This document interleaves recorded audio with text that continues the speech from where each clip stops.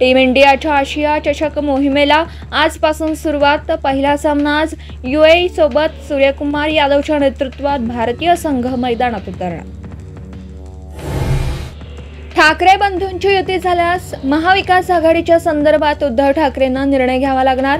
स्थानिक पातळीवरती चर्चा करून पुढची रणनीती ठरणार, तर हायकमांडशी चर्चेनंतर काँग्रेस निर्णय घेणार। शिवतीर्थावरती उद्धव आणि राज ठाकरेंची 2.5 तास खलबतं। आगामी महानगरपालिका निवडणुका आणि दसरा मेळाव्याच्या संदर्भात चर्चा झाल्याची माहिती। ठाकरे बंधूंच्या युतीनंतर उद्या मनसेची स्वतंत्र बैठक। मनसे नेत्यांच्या सोबत राज ठाकरे चर्चा करणार, कारण गुलदस्त्यात।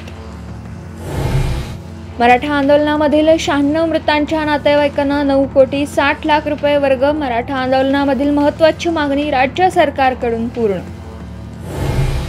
ओबीसी मंत्रिमंडळ उपसमितीच्या बैठकीमध्ये छगन भुजबळ आक्रमक। GRमुळे ओबीसींना फटका बसत असल्याचं भुजबळांचं वक्तव्य।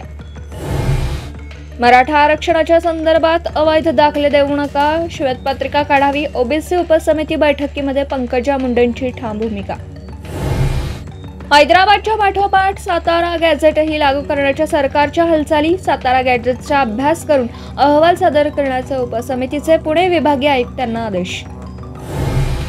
अजित पवारांचे आजचे सर्व नियोजित दौरे रद्द। अजित पवार आजारी असल्याची कार्यालयाची माहिती। IPS अधिकारी दमदाटी प्रकरणाच्या नंतर नाराज असल्याच्या चर्चांना उधाण।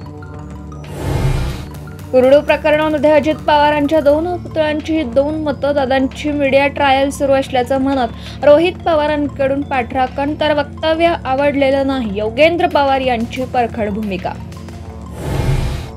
जनसुरक्षा कायद्याच्या विरोधात विरोधी पक्ष आक्रमक। कायदा रद्द करण्याच्या मागणीसाठी महाविकास आघाडीचा राज्यभरात आंदोलन, मात्र मुंबईतील आंदोलनाला पोलिसांची परवानगी नाही।